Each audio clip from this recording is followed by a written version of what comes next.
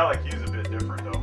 Kind of wiry with a nasty attitude and crooked mustache. You guys are mean. And then you. But not stupid too. We don't pick up fights with 300-pound kind of muscular. Neither did I. We were just talking about it. We was just talking about it. I'm just saying what the strategy would be on it. If you have, basically what it comes down to, it's only worthwhile talking about it if you really have it, if you have a real reason to fight or something like this. For my thing, whenever I seem to boast myself, I seem to get synchronistically humbled. So all I know, as long as I remember, as long as I try to remain as humble as possible, I seem to don't be so much at the humble end of the stick.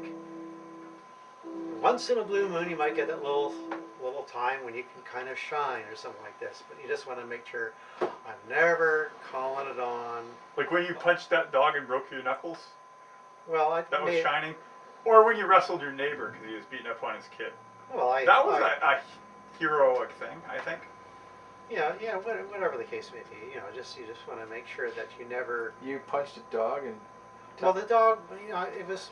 What happened was we were coming home. It was another neighborhood I used to live in. We were coming home with groceries. I heard some little girl screaming, so I kind of went around the other side of the house to the neighbors. So I was thinking, well, what's happening here? Was some sort of rapist or something? So I was kind of like in fight mode. So, but what happened was this great big dog had this little dog, their little dog by the neck, and there was blood coming out, and these little girls are screaming, and this old guy with a branch was kind of breaking it over the dog's head, and nothing was happening. And so I went there, and I made the mistake. It's like you don't punch a dog. First I punched the dog several times, real hard, let go. I came back on the little dog, so I just went ahead and I strangled it off. And then I had a hold of it, and How'd you break your knuckles? Well, because I punched it, because it's down low, and you punch it. You're supposed to punch with your fulcrum, but I punched the lower knuckles, which don't have enough strength.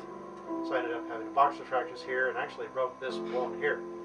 But I didn't know until afterwards. I got to say, okay, grab the dog, whatever, like this, and then after that, my hand started hurting. So, yeah, there's better techniques. Like when you punch a dog's head, it's kind of like punching a small bear. Yeah. So I was so moved by that. I wrote a song about that. Okay. Jebediah, he had a dog,